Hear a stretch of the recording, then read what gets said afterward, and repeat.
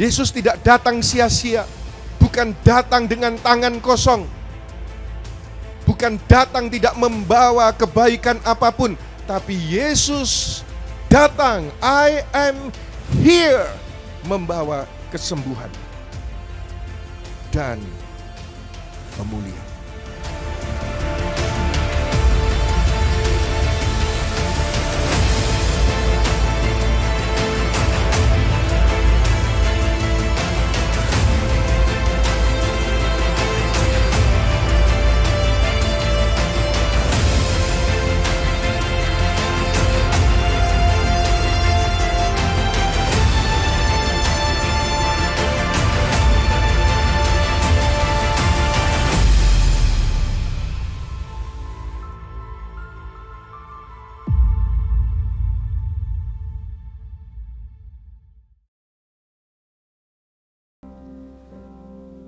Kau penolongku, Kau penghiburku, Roh yang dijanjikan turun dari surga, terindah dalamku, termanis bagiku, tiada yang lebih besar dari kuasa-Mu Tuhan. Roh Kudus, penuhkan hidupku dengan urapan yang baru, kekuatan-Mu ku perlu, pimpinlah jalanku Tuhan. Roh Kudus, jamahlah sekarang, ubahkan hidupku Tuhan. Dengan-Mu ku percaya, ku dipulihkan. Mari beri kemuliaan bagi Yesus Tuhan. Kau penolongku, Kau penolongku, Kau penghiburku, Roh yang dijanjikan turun dari surga,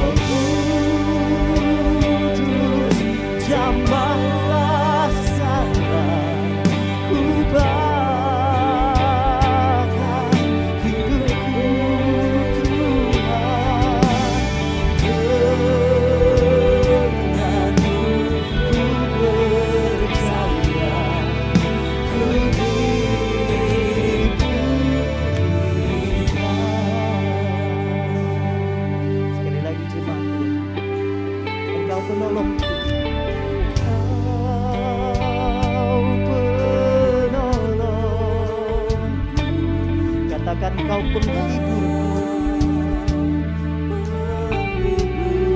Mari naikkan pujian ini saudara.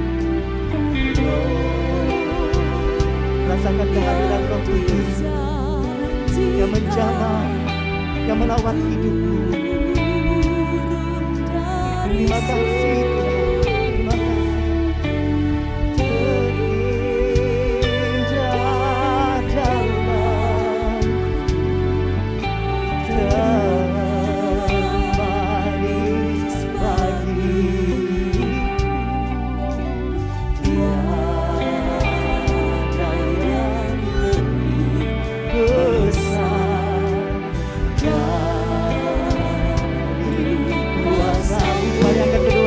Katakan Roh Kudus, Roh Kudus, lukan hidupku dengan urapan yang baru, kekuatanmu ku penuh, pimpinlah jalanku.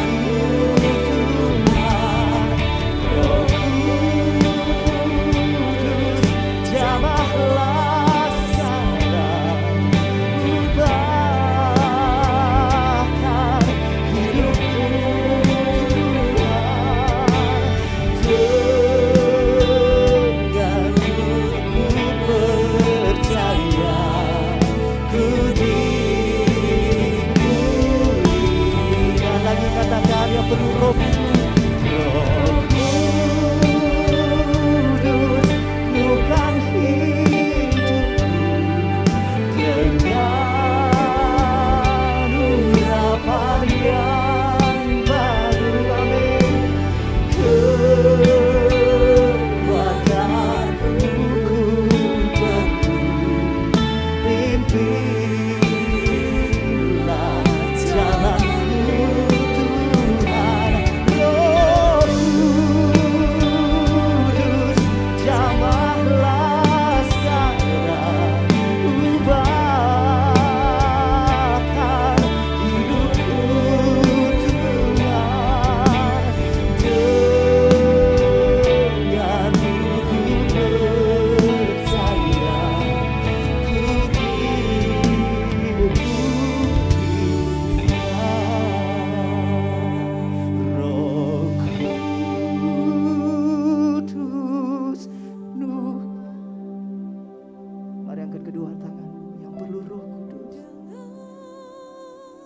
Kau hadir melawat setiap kami Tuhan.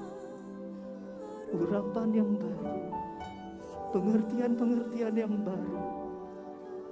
Terima kasih ya Roh Kudus. Amin. Ya Rabbasya, tapakala ya Rabbasya. Ya Rabbapatakala ya Rabbasya. Roh Kudus yang baru, jamah hidup kami.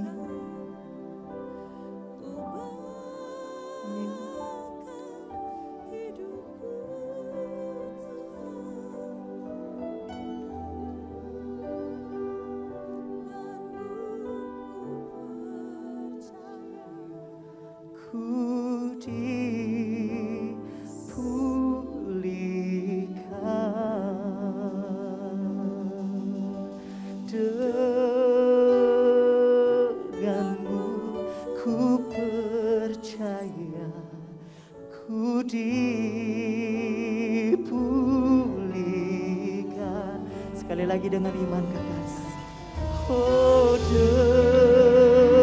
denganmu ku percaya, ku dipulihkan.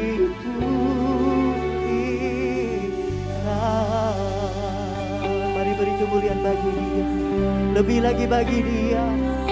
Haleluya, haleluya. Mari masing-masing menyembah Tuhan. Ya Roh Kudus penuhi kami, ya Roh Kudus ubahkan hidup kami. Yesus, Yesus, terima kasih Tuhan. Haleluya, Yesus mengubahkan kami diurapi, ya Roh Kudus.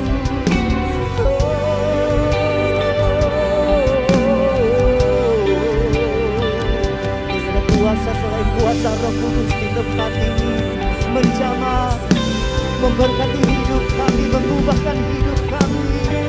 Haleluya, haleluya, ya Roh Kudus penuhi kami, ya Roh Kudus. Kuasa-Mu Yesus, kuasa-Mu Tuhan. Haleluya,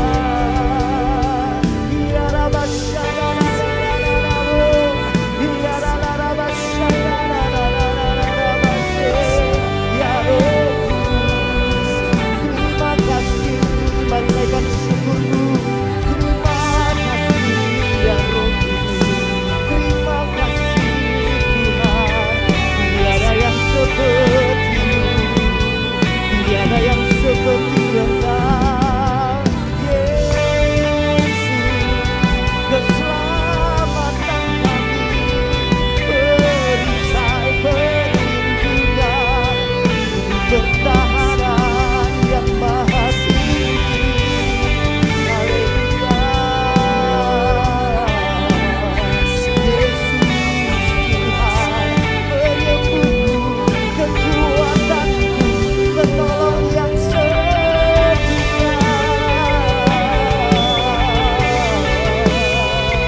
Terima kasih ya Roh, terima kasih Yesus. Kurasakan kasih-Mu Tuhan, kurasakan kuasa-Mu Tuhan, kurasakan kasih kuasa Roh Kudus, kurasakan kehadiran-Mu, kurasakan kasih-Mu Tuhan. Amin. Kurasakan kuasa-Mu Tuhan, kurasakan kasih kuasa Roh Kudus, kurasakan kehadiran-Mu. Curahkanlah kuasa-Mu Tuhan, mujizat terjadi. Bisa terjadi di tempat ini. Amin. Curahkanlah kuasa-Mu Tuhan, mujizat terjadi sekarang ini. Mari dalam hadirat Tuhan kita bangkit berdiri. Kurasakan kasih-Mu Tuhan. Amin. Kurasakan kuasa-Mu Tuhan, kurasakan kasih kuasa Roh Kudus, kurasakan kehadiran-Mu. Curahkanlah kuasa-Mu Tuhan, mujizat terjadi di tempat ini.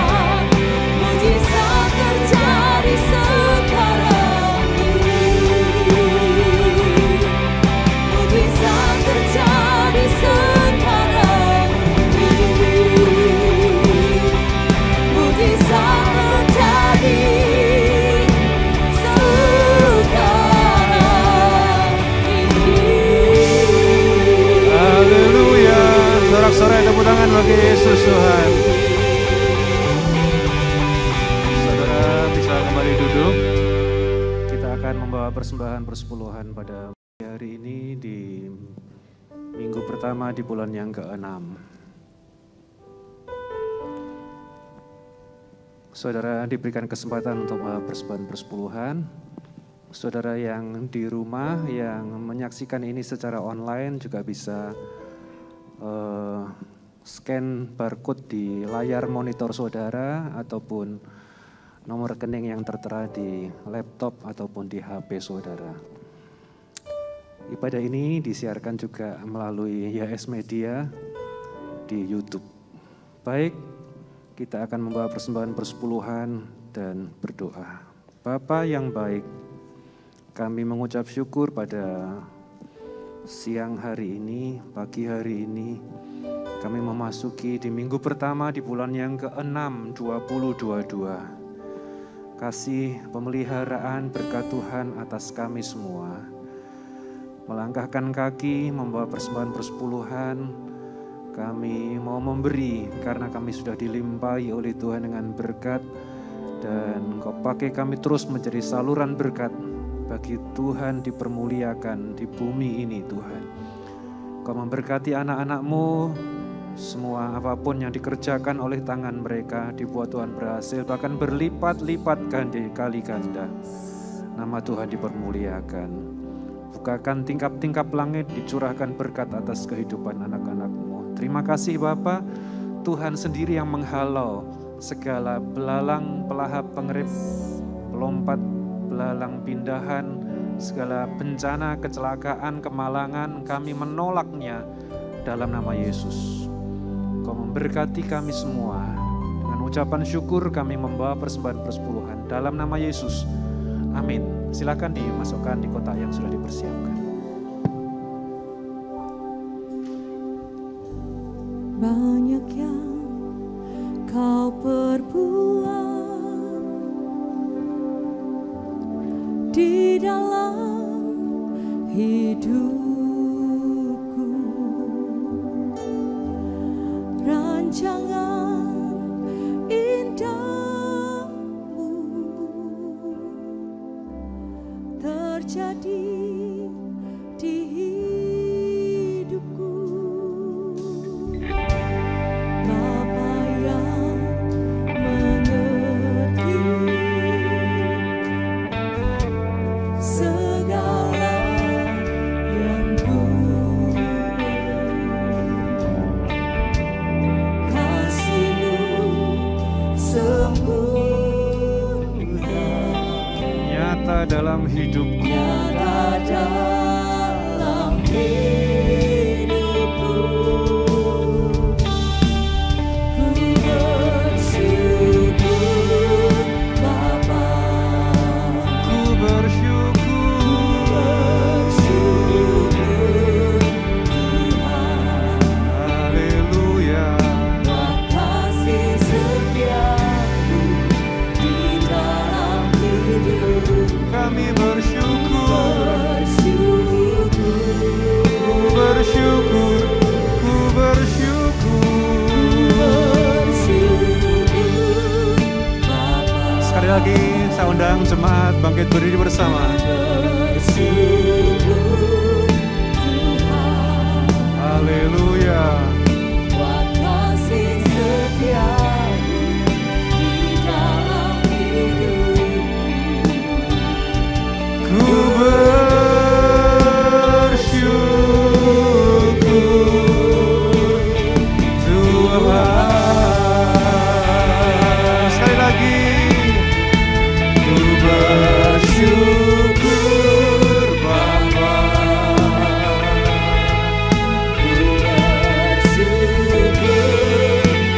Yang bersyukur mari angkat tangan kita kepada Tuhan.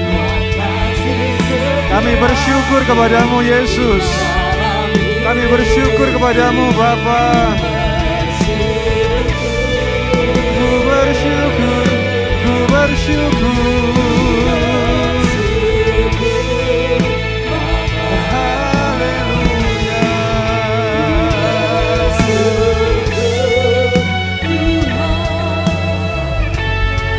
Buat kasih setiamu di dalam hidup.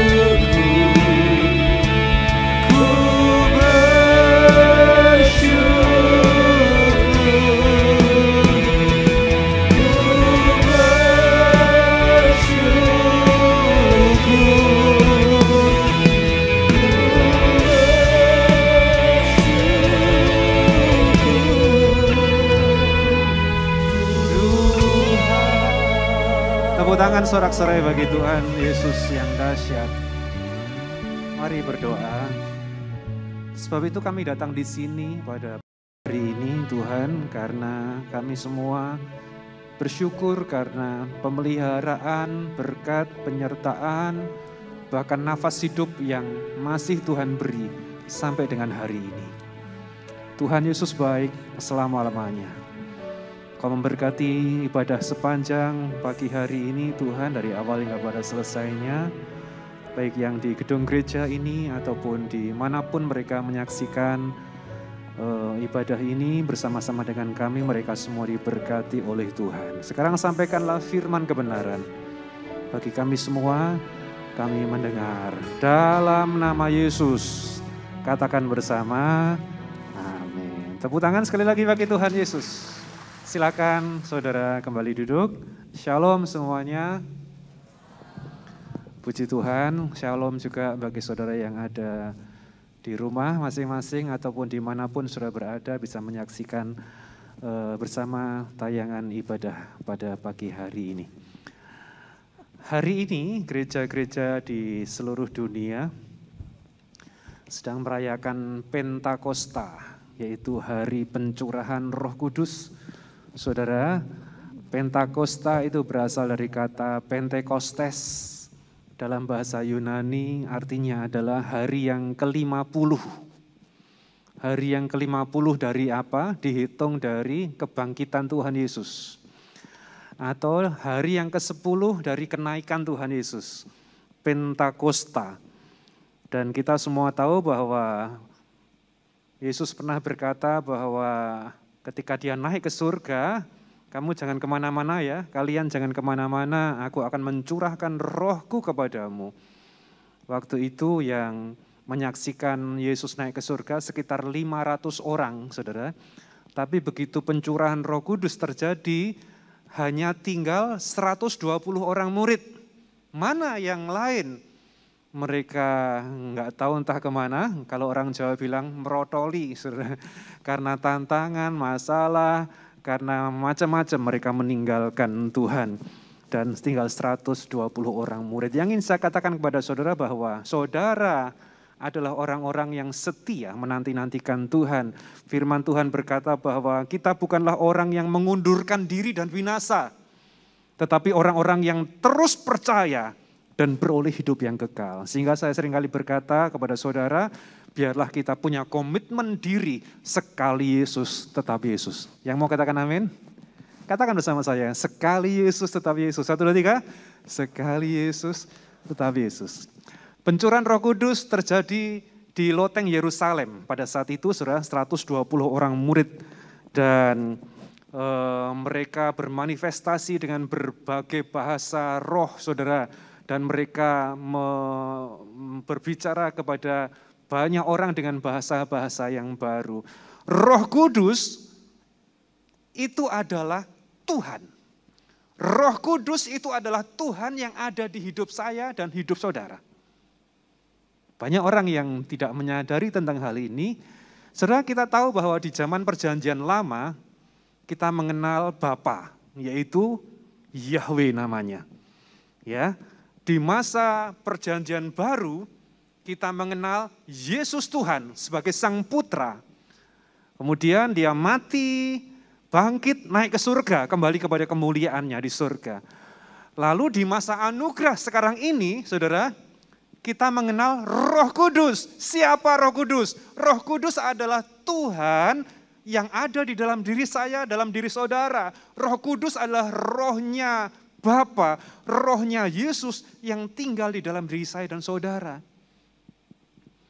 Saudara, jadi Roh Kudus itu adalah Tuhan sendiri yang hidup di dalam diri kita, yang menuntun kita, yang mengingatkan kita, bahkan yang memberikan penghiburan yang sempurna kepada setiap kita semua.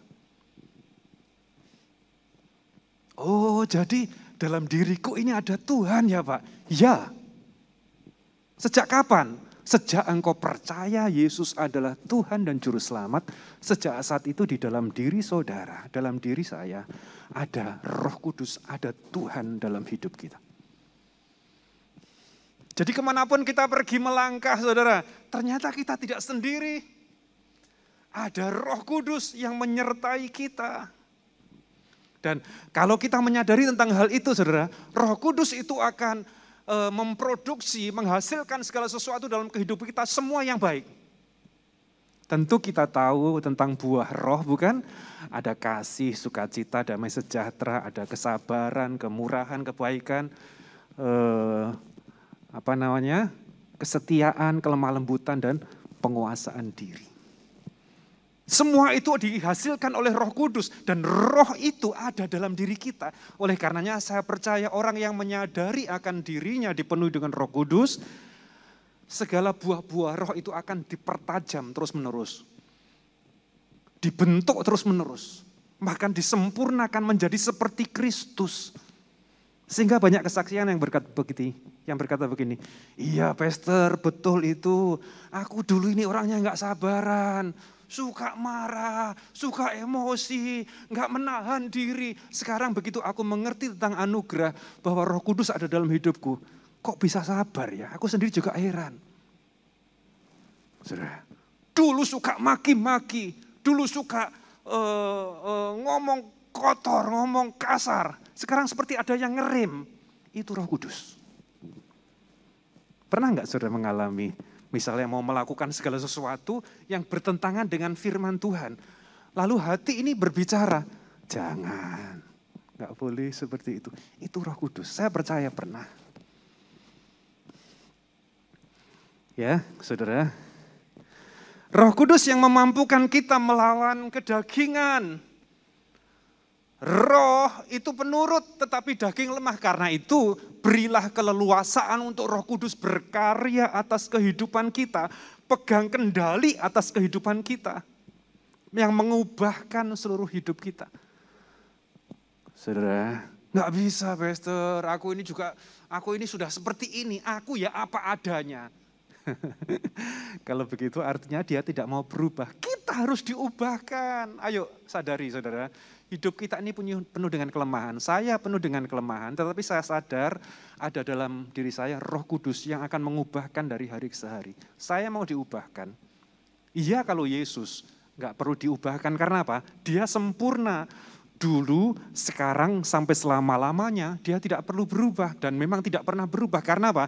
Dia setia, sempurna. Kalau saya, saudara, perlu diubahkan. Oleh siapa? Roh Kudus.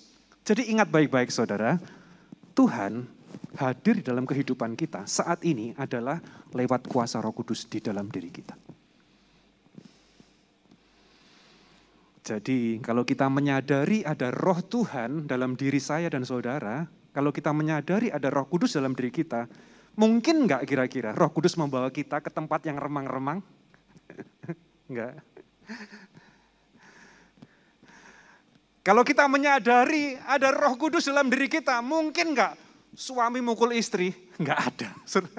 Atau istri mencakar suami? Enggak ada. Mungkin enggak Roh Kudus menuntun anak untuk memberontak melawan orang tua, maki-maki orang tua? Enggak ada itu. Sekali lagi saya mengingatkan saudara, dalam dirimu ada Roh Kudus.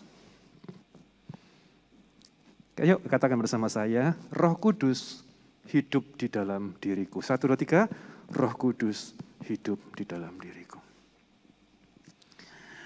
Ya saudara, namun pada pagi hari ini saya tidak semuanya menyampaikan tentang Pentakosta.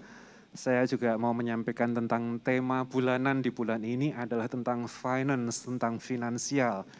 Saudara, Roh Kudus yang menuntun kita bagaimana kita mengelola keuangan dengan baik. Dan Roh Kudus itu tahu tentang hari esok, Roh Kudus yang mengingatkan, Roh Kudus yang memberikan hikmat kepada kita. Oleh karena itu kalau kita hidup bergantung, intim dengan Roh Kudus, berbicara, berkata-kata dengan Roh Kudus, itu keren sekali saudara. Baik, saya masuk kepada tema bulanan gereja kita, yaitu tentang finance. Temanya adalah prinsip keuangan yang diberkati oleh Tuhan. Ini menarik sekali, saudara. Kita semua tahu bahwa masalah keuangan ini sangatlah sensitif bagi semua orang. Betul tidak kira-kira saudara? Tidak terkecuali di dalam kehidupan rumah tangga, di tengah-tengah keluarga, masalah keuangan ini sangatlah sensitif sekali. Tidak terkecuali pula di tengah-tengah keluarga orang-orang Kristen, orang-orang percaya. Sebagian keluarga terus mengalami pertikaian, pertengkaran, uring-uringan karena kondisi keuangan yang tidak baik. Sementara di satu sisi, keluarga-keluarga juga terus uring-uringan, pertengkaran karena kondisi keuangan yang sudah sangat baik. Keuangan baik, terus bertikai, keuangan tidak baik, terus bertikai. Jadi yang masalah apanya? Uangnya masalah, ternyata uang bukan masalah. Ya, ternyata uang bukan masalah. Yang menjadi masalah adalah cara mengelola keuangan yang sering membuat bermasalah. Uang bukan masalah, saudara. Sebab itu ayat mengatakan, ada ayat mengatakan, Pak dibuka, 1 Timotius 6 ayat yang ke-10, sebab akar segala kejahatan adalah cinta uang. Tidak ditulis akar segala kejahatan adalah uang. Tidak ditulis seperti itu. Akar segala kejahatan adalah cinta akan uang, artinya adalah cara mengelola, cara memandang uang itu yang salah. Beberapa orang mengejarnya, mereka telah disesatkan dari iman dan telah menyiksa diri sendiri dengan berbagai penderitaan. Karena itu pada kesempatan ini saya ingin menyampaikan beberapa hal yang sesuai dengan prinsip firman Tuhan, yaitu prinsip keuangan yang diberkati oleh Tuhan. Bagaimana prinsip keuangan yang diberkati oleh Tuhan? Sesuai dengan tuntunan Roh Kudus tentunya. Yang pertama, yaitu banyak harta tidak identik dengan bahagia. Banyak orang beranggapan begini, saudara. Jika saya punya uang banyak, pasti aku akan lebih berbahagia. Oh ya? Tidak. Apakah benar demikian, saudara? Jika aku punya harta berlimpah, pasti aku akan bahagia. Saya katakan tidak.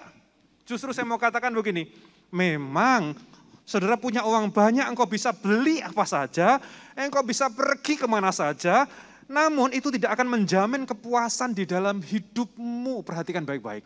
Tidak akan pernah menjamin kepuasan di dalam hidupmu. Seperti ayat firman Tuhan berkata, Pengkhotbah 5 ayat yang ke-10, barang siapa yang mencintai uang tidak akan dipuaskan oleh uang. Demikian pula orang yang mencintai kekayaan tidak akan dipuaskan oleh penghasilannya. Semuanya adalah kesia-siaan. Orang yang terus memburu uang, memburu harta, memburu kekayaan akan sampai kepada satu titik yang namanya adalah kehampaan. Sehingga orang berkata bahwa dulu aku pikir ketika aku mengejar dan aku mendapatkan itu, kelimpahan, aku pikir bahagia. Tapi ternyata masih ada yang kosong di dalam diri ini. Lalu mereka berkata, setelah aku ketemu Yesus, Pak, ternyata ini yang selama ini aku cari. Ternyata Yesus yang selama ini ku cari, di dalamnya ada sukacita, ada kepuasan, ada damai sejahtera, ada ketenangan, ada jaminan. Karena itu saudara, sumber bahagia bukan uang, bukan harta melimpah, tetapi adalah Yesus. Harta tidak identik dengan bahagia.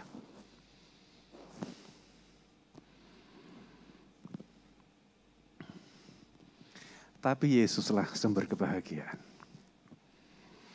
Yang lain lagi berkata begini, seandainya aku punya barang-barang yang mahal, pasti aku akan bahagia. Seandainya aku punya barang-barang yang branded, pasti aku akan bahagia. Saya mau sampaikan kepada saudara bahwa belum tentu mereka yang punya harta banyak lebih berbahagia daripada yang punya sedikit. Sepakat tidak kira-kira? Belum tentu orang yang punya harta banyak lebih bahagia dari yang punya sedikit. Belum tentu orang-orang yang mengenakan barang yang mahal lebih berbahagia dari orang-orang yang sederhana. Belum tentu, ya belum tentu. Tapi pastor, kalau saya mengenakan barang-barang yang mahal kan saya lebih dihargai oleh orang. Oh ya? Enggak lah saudara. Kalau saya punya uang lebih banyak kan pasti saya akan dihargai oleh orang.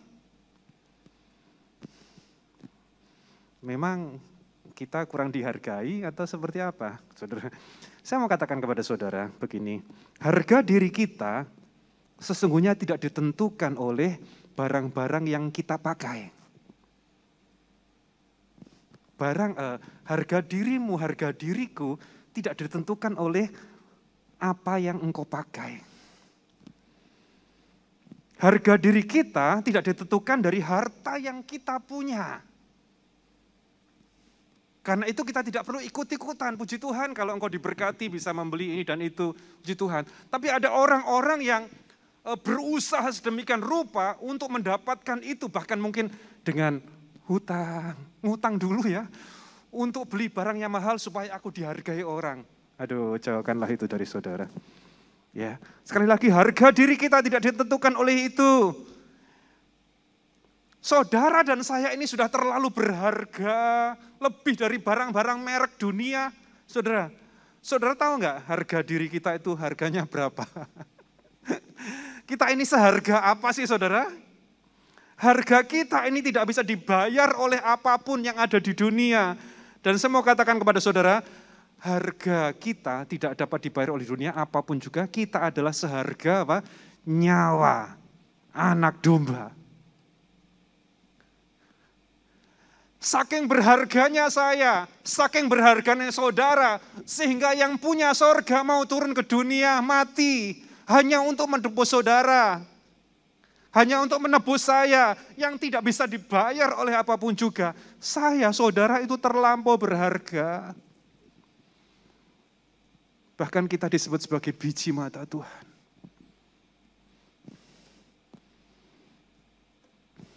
Saudara, jadi sumber kebahagiaan itu adalah Yesus, bukan harta. Engkau berharga di mata Tuhan. Katakan bersama saya kalimat ini, 1, 2, 3, aku berharga di mata Tuhan. Sebab itu pusatkanlah seluruh kehidupanmu kepada Yesus. Karena Yesuslah sumber bahagia, bukan harta kekayaan. Banyak harta tidak identik dengan bahagia. Peganglah Yesus, satu-satunya sumber kebahagiaan. Katakan lagi bersama, Yesus sumber bahagiaku. 1, 2, 3, Yesus sumber bahagiaku. Filipi 4 ayat 11. Aku mengatakan ini bukan karena aku kekurangan, sebab aku telah belajar untuk menjadi cukup dalam segala keadaan. Aku telah mengalami berbagai keadaan, baik berkekurangan maupun berkelimpahan dimanapun dan dalam segala hal. Aku telah belajar baik menjadi kenyang maupun menjadi lapar, baik berkelimpahan maupun berkekurangan. Terus, aku dapat melakukan segala perkara di dalam Kristus yang memberi kekuatan kepadaku. Dari ayat ini saya katakan kepada saudara, ternyata tidak terlalu penting mau kelimpahan atau kekurangan. Yang terpenting adalah engkau ada di dalam Kristus. Ini yang terpenting saudara. Yang terpenting adalah di dalam Kristus. Paulus pernah mengalami kelimpahan dan juga dia mencukupkan diri bahkan berkekurangan. Tapi yang terpenting di dalam Kristus itu cukup dan dia bahagia. Bandingkan dengan misalnya Sakeus. Sakeus kaya enggak? Dia kaya, tapi jiwanya kosong. Ya, jiwanya kosong. Kemudian dia mencari segala sesuatu dan ketemulah dia Yesus. Dan ketika dia ketemu Yesus apa? Yang terjadi, dia dipuaskan dan harta menjadi nomor sekian. Sehingga dia akhirnya bagikan hartanya kepada orang banyak. Karena apa? Dia menganggap Yesus lebih dari segalanya. Ini saudara.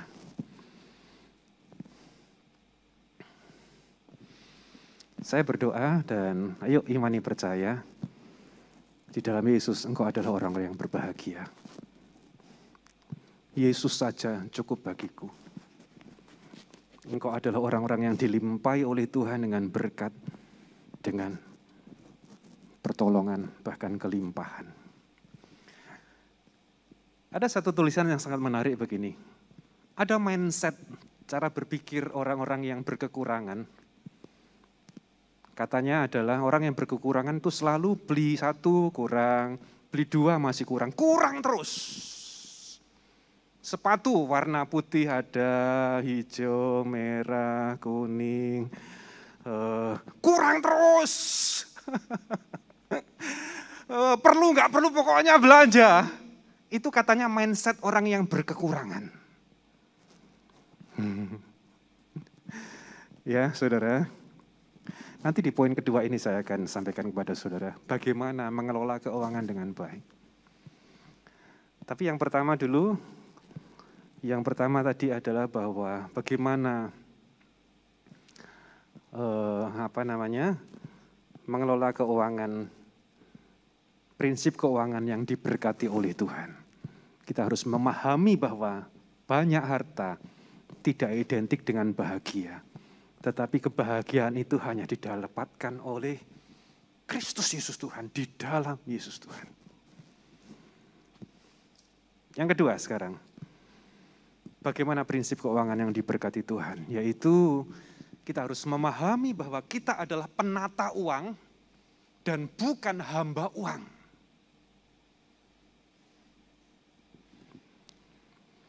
Saudara, kita kembali diingatkan bahwa segala harta kekayaan di dunia ini adalah Tuhan yang berkuasa. Tuhan yang punya, termasuk yang ada pada kita semua. Itu adalah Tuhan yang punya. Apa yang ada padaku adalah milik Tuhan. Berani nggak berkata ini? Katakan sama-sama 1, 2, 3. Apa yang ada padaku adalah milik Tuhan. Sekali lagi sama-sama 1, 2, 3. Apa yang ada padaku adalah milik Tuhan. Baca ayatnya Hagai 2 ayat 8.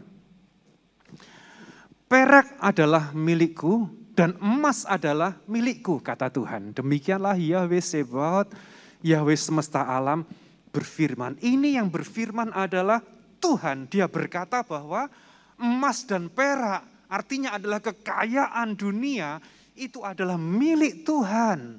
Ini adalah dasar utama yang harus kita pahami tentang kita memandang kekayaan.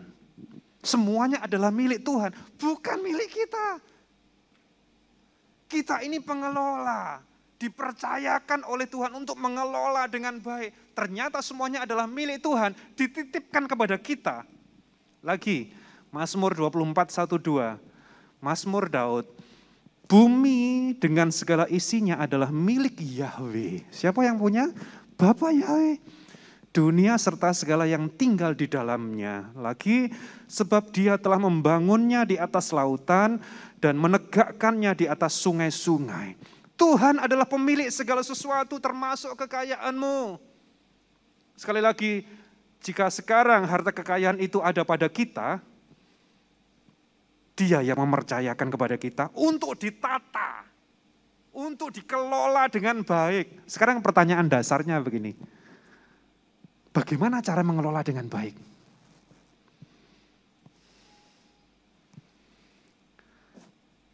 Hanya satu kalimat saja, saudara. Jawabannya sederhana saja. Bagaimana cara mengelola keuangan dengan baik? Yaitu gunakanlah itu untuk memuliakan Tuhan. Untuk memuliakan Tuhan bukan berarti saudara berkata begini, loh untuk memuliakan Tuhan berarti semua aku taruh di gereja. Bukan itu saudara. Bukan itu saudara. Artinya apa Pastor? Artinya adalah ketika engkau sebagai suami, dengan kekayaanmu, dengan hartamu, engkau berusaha membahagiakan istrimu, membahagiakan anak-anakmu, menyekolahkan anak-anakmu dengan baik. Itu memuliakan Tuhan.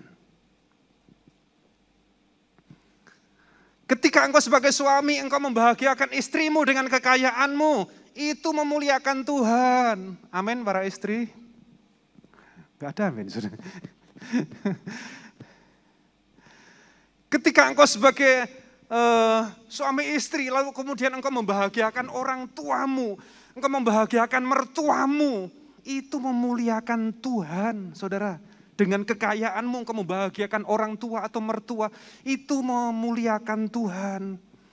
Ketika dengan hartamu engkau menabur untuk pelayanan pekerjaan Tuhan, itu pun adalah memuliakan Tuhan. Simpel bukan? Jadi saudara sendiri yang tahu apa-apa yang engkau keluarkan untuk keuangan dari keuanganmu, apakah itu memuliakan Tuhan atau tidak.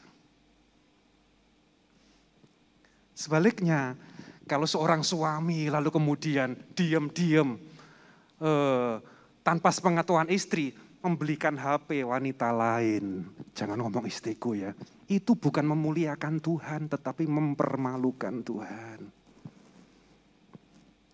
Atau seorang istri diam-diam tanpa pengetahuan suami transfer ke Brondong misalnya. Transfer ke orang lain. Itu bukan mempermuliakan Tuhan, tetapi mempermalukan Tuhan. Atau menggunakan kekayaan harta kita untuk sesuatu yang tidak ada gunanya, yang sia-sia. Jadi sangat mudah bukan untuk kita tahu bahwa itu mempermuliakan Tuhan atau tidak. Bagaimana mengelola keuangan dengan baik, sesuai dengan tuntunan Roh Kudus, yaitu gunakanlah segala sesuatu untuk memuliakan Tuhan. Kita adalah penata uang dan bukan hamba uang. Sebab itu, apa itu?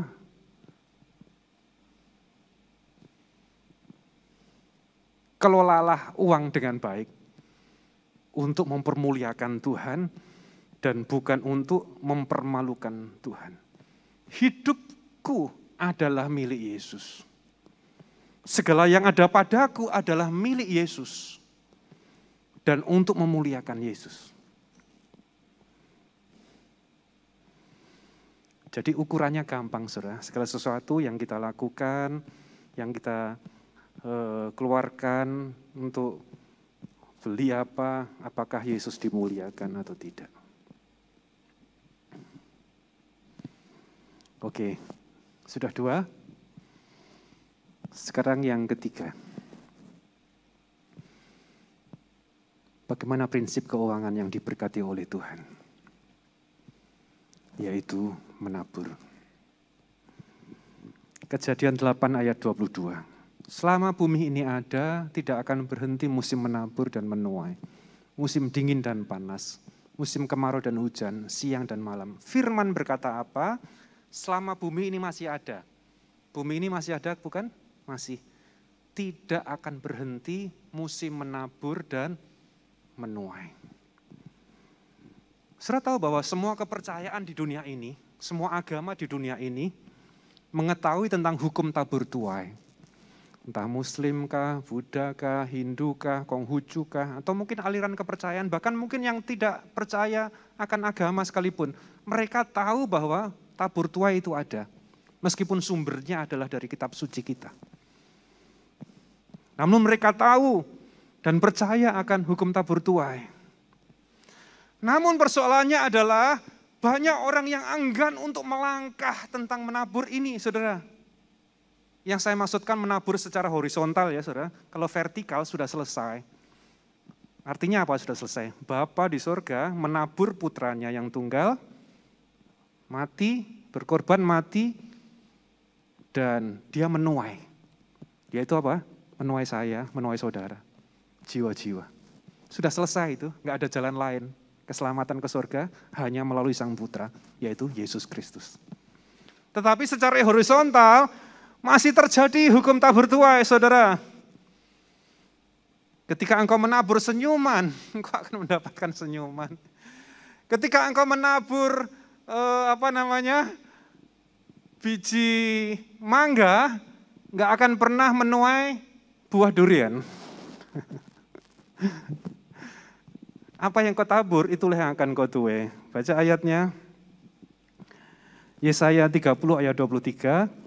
Maka dia akan memberikan hujan bagi benihmu yang kamu taburkan di tanah. Dan roti hasil tanah itu juga akan menjadi gemuk dan berlimpah. Pada hari itu kawanan ternakmu akan digembalakan dalam padang rumput yang luas. Ini keren sekali, saudara. Disebutkan bahwa dia memberikan hujan kepada benih kita, lalu roti hasil tanah itu dan akan menjadi gemuk dan berlimpah. Kemudian ayat berikutnya 24, juga lembu dan keledai muda yang membajak tanah akan memakan makanan ternak yang telah ditampi dengan sekop dan garpu. Artinya apa? Ternak-ternakmu akan makanan-makanan yang pilihan, saudara, yang spesial. Bahkan ternak kita pun diberikan makan makanan yang spesial. Ini firman Tuhan.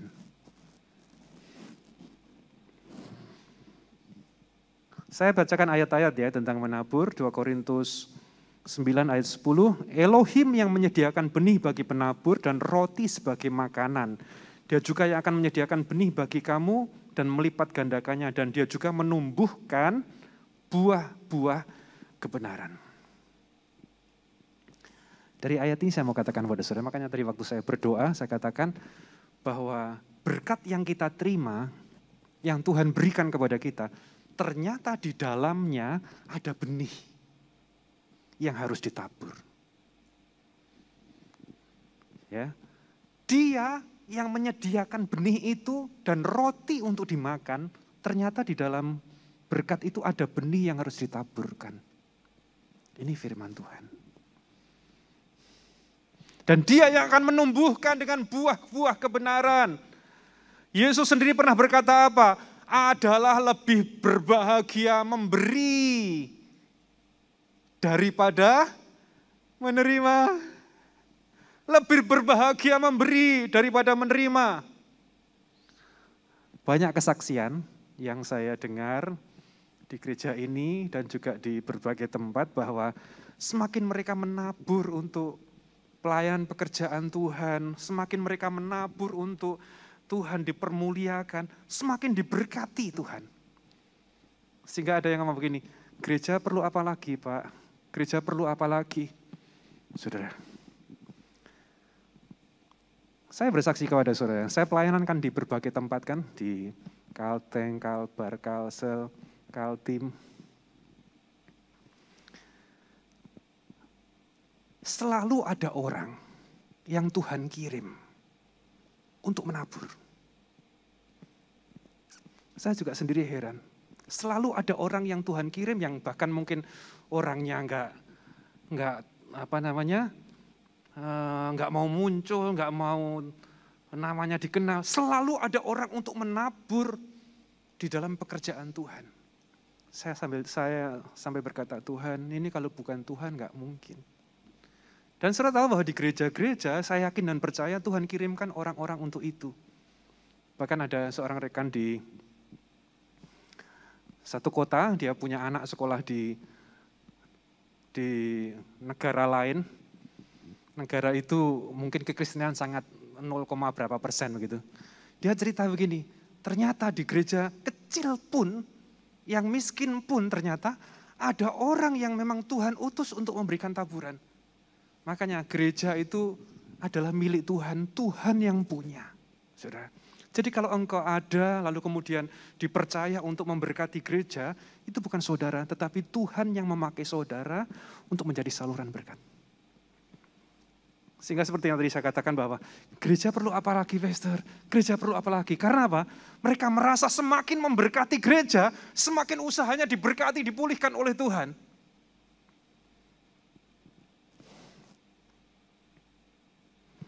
Dan saya percaya bahwa kalau saudara disuruh bersaksi, pasti saudara akan banyak kesaksian tentang hal ini.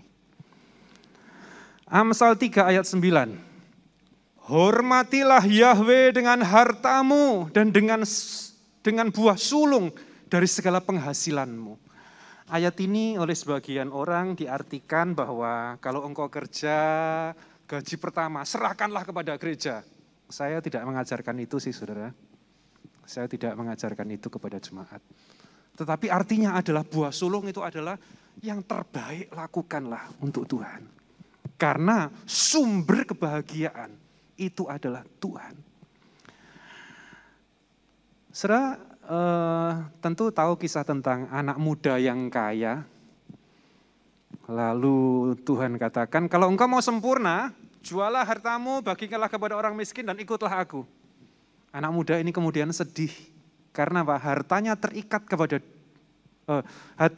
kepada harta. Sehingga Yesus berkata, susah sekali ya orang kaya masuk surga. Kata Tuhan Yesus, mengapa orang kaya susah masuk surga? Karena kebanyakan orang kaya hatinya terikat kepada uang. Saya mengandai-andai, seandainya anak muda itu kemudian sungguh-sungguh menjual hartanya, lalu mengikut Yesus, apakah dia menjadi miskin? Saya percaya tidak. Yesus melakukan itu, ngomong seperti itu, karena dia tahu bahwa anak muda ini hatinya terikat kepada harta.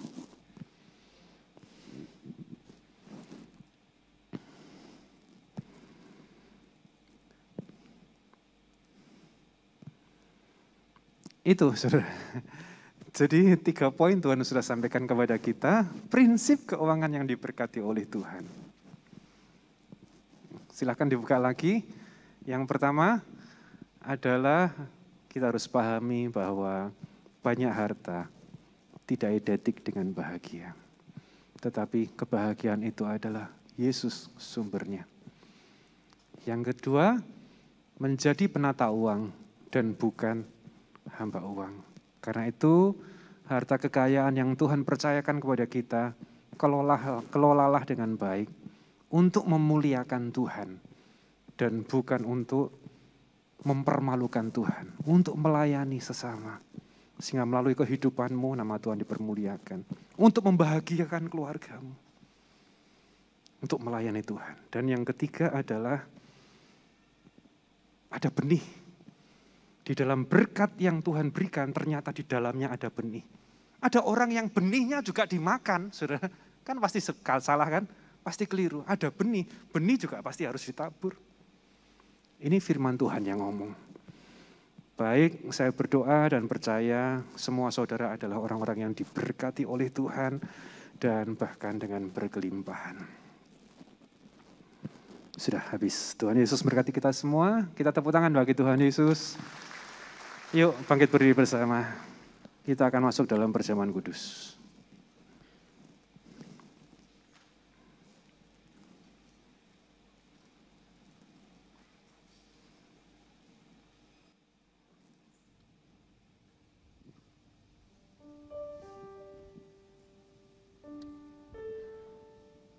Yesus kekuatanku, Engkaulah sumber yang selalu ku andalkan. Yesus juru selamatku, perlindunganku yang selalu ku percaya. Darah-Mu sucikan, bebaskan semua dosaku. Yesus, Bilur-Mu sembuhkan, pulihkan, Engkau berkuasa. Ku mau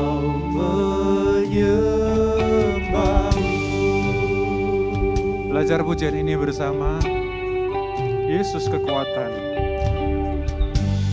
Yesus kekuatanku,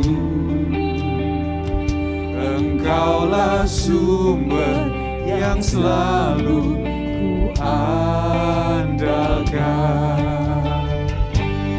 Yesus juru selamatku,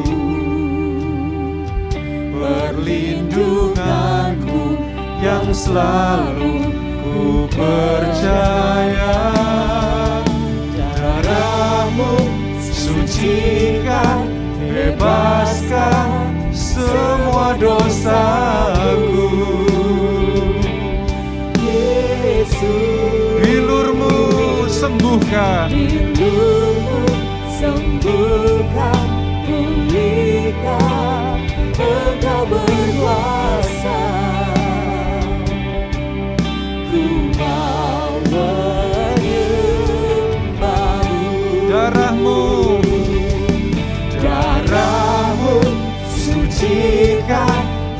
bebaskan semua dosaku. Yesus, bilurmu sembuhkan, pulihkan, Engkau berkuasa. Ku mau menyembahmu. Silakan saudara menyiapkan roti dan anggur di tangan saudara.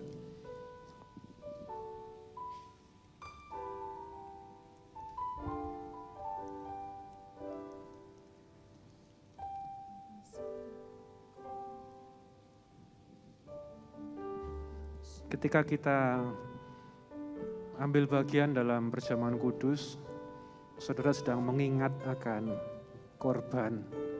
Saudara sedang mengingat akan kasih yang sempurna, yaitu pengorbanan anak domba yang membuatmu menjadi sangat berharga di matanya. Kami angkat roti dengan tangan kanan kami, Tuhan, dan di tangan kiri ada cawan anggur. Roti ini adalah kami imani, percaya adalah tentang tubuh Kristus yang sudah dipecah-pecahkan, yaitu untuk kesembuhan segala sakit penyakit kami. Oleh bilur-Mu kami disembuhkan. Dan di tangan kiri kami cawan anggur yang kami imani, percaya adalah tentang darah Yesus Kristus yang sudah dicurahkan untuk menutupi dosa dan salah, untuk menghapus segala pelanggaran dan kejahatan kami, dan kami diampuni penuh, dan kami diselamatkan sekali untuk selama-lamanya. Terimalah dengan iman, dalam nama Yesus silahkan dimakan dan diminum.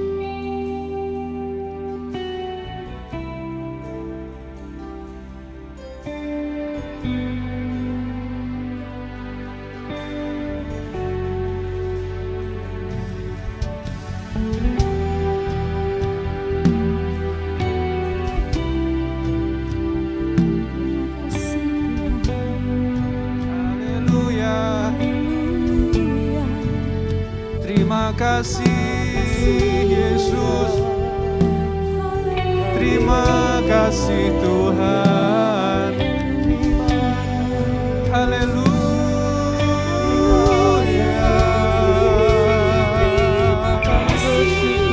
haleluya, haleluya, haleluya.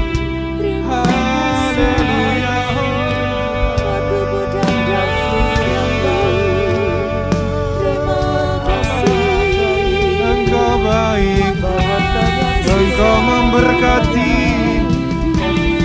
Engkau memulihkan, Tuhan. Syara makan alama ya sirinaramo, haleluya.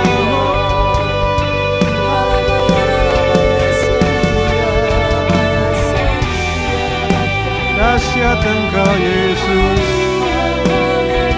ajaib Engkau, segala perbuatan-Mu ajaib, rancangan-Mu sempurna bagi kami Tuhan. Dalam nama Yesus diberkatilah anak-anak-Mu Tuhan, diberkatilah mereka di dalam nama Yesus, berlimpah-limpah, bahagia, sukacita, damai sejahtera atasmu dalam nama Yesus. Rebaka bayase retara lama Yesus.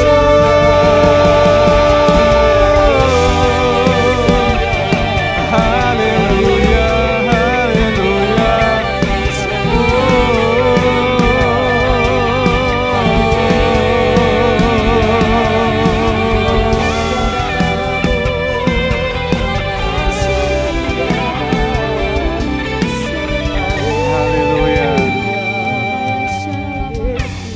Pujikan lagu tadi.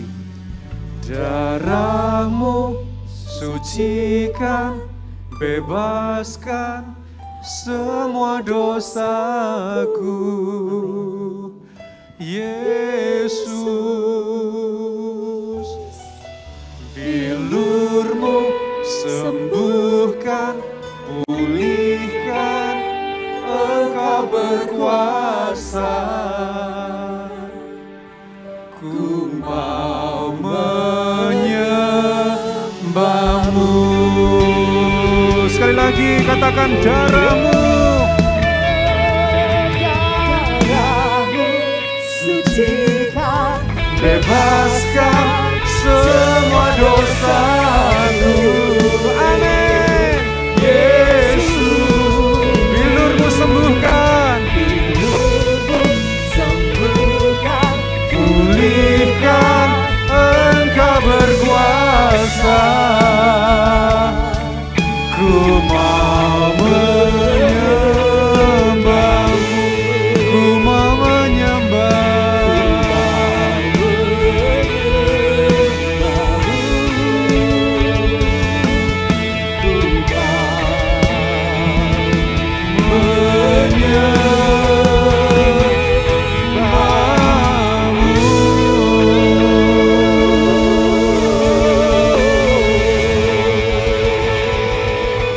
kasih Bapa, di dalam nama Yesus, mari setiap kita yang percaya, kita disembuhkan, dipulihkan, dan diberkati. Katakan bersama, amin. Silakan duduk kembali, Tuhan Yesus memberkati.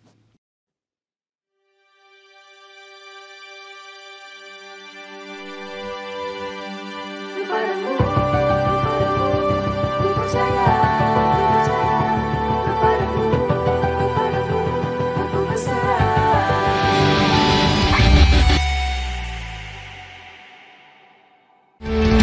Kepadamu, ku percaya.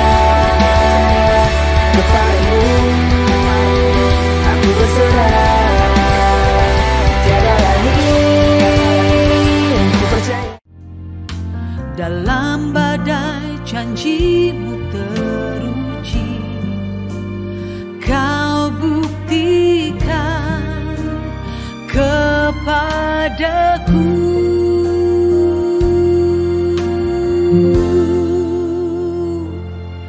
Kau Tuhan yang menolongku di masa. Bergabunglah bersama kami dalam Aku Ditolong Tuhan pada hari Senin 6 Juni 2022 jam 8 malam waktu Indonesia Barat.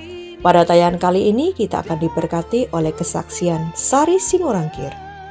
Kirimkan permohonan doa dan kesaksian saudara di nomor WhatsApp 081 2525 1000. Tayangan ini akan disiarkan melalui YouTube channel dan Facebook fanpage Pastor Yusak Hadisiswantoro. Yesua Hamasia, bless you.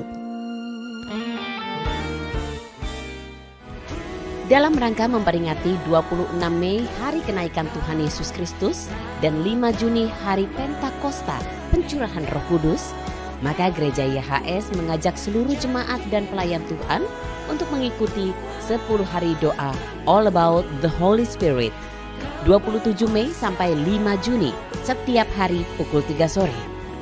Anda dapat mengaksesnya melalui YouTube YHS Media dan Facebook fanpage Pastor Yusak Hadisiswantoro.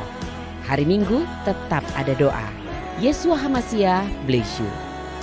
Mengundang seluruh wanita untuk mengikuti Zoom Ibadah Wanita YHS Nasional dengan tema God's Agenda, Agenda Tuhan, yang akan dilaksanakan pada hari Sabtu 11 Juni, pukul 4 sore waktu Indonesia Barat, 5 sore waktu Indonesia Tengah, dan pukul 6 sore waktu Indonesia Timur. Ibadah ini akan dilayani oleh Pastor Natalia Michela dan Ibu Feni Novianti. Ibadah ini dapat diakses melalui aplikasi Zoom dengan meeting ID 88048785974 dan passcode Wanita YHS. Terima kasih sudah beribadah bersama kami. Terus dukung kami dalam pelayanan untuk keselamatan jiwa-jiwa bagi kemuliaan nama Tuhan Yesus dengan cara memberikan persembahan atau persepuluhan saudara melalui rekening BCA Sinode Gereja YHS di nomor rekening 0109229000 atas nama Gereja YHS. Sertakan juga keterangan persembahan atau persepuluhan dari kota mana. Atau berikan persembahan dan persepuluhan melalui aplikasi pembayaran online yang saudara miliki, seperti Dana, OVO, atau GoPay, dengan men-scan QR Code yang tertera di layar. Persembahan saudara mengubah kehidupan. Yesua Hamasia, bless you.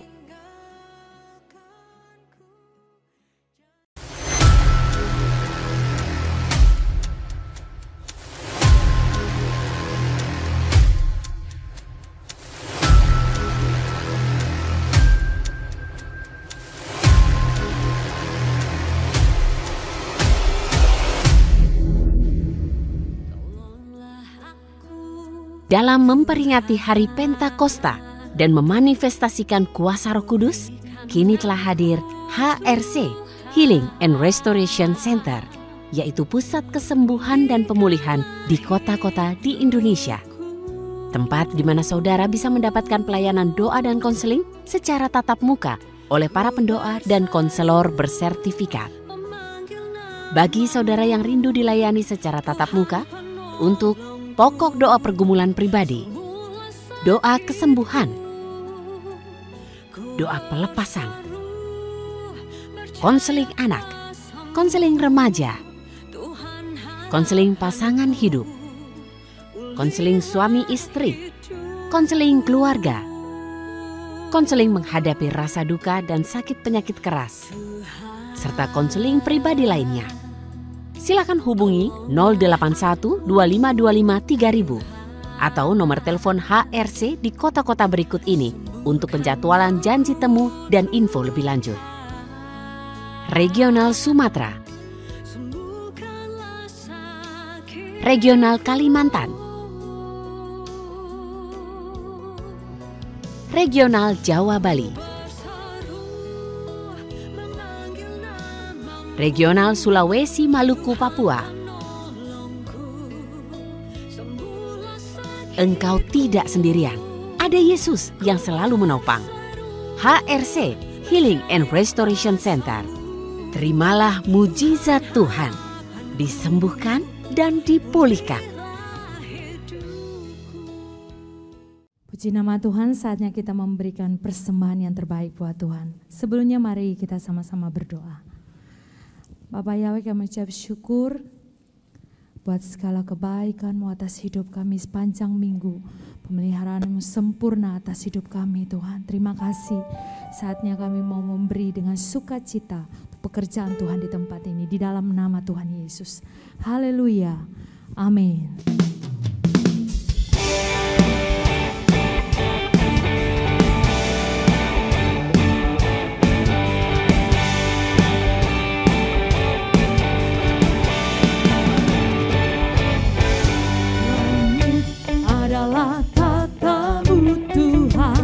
Dalam kemuliaan bumi, tumpuan kaki-Mu sungguh mengagumkan. Ombak dan lautan menderu bernyanyi bagi-Mu. Mari semua yang bernafas sujud dan menyembah.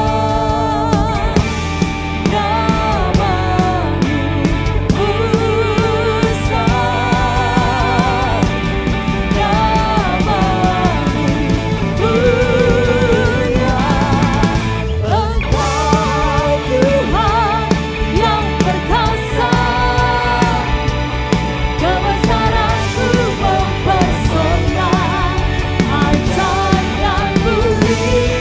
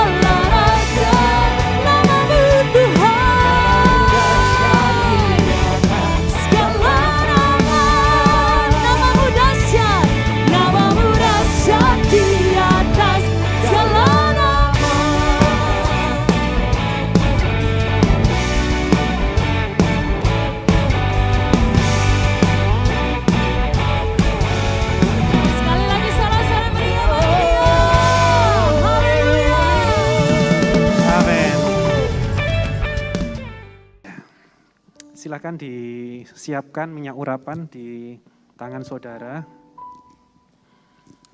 Minyak juga adalah salah satu simbol dari Roh Kudus, tanda dari Roh Kudus.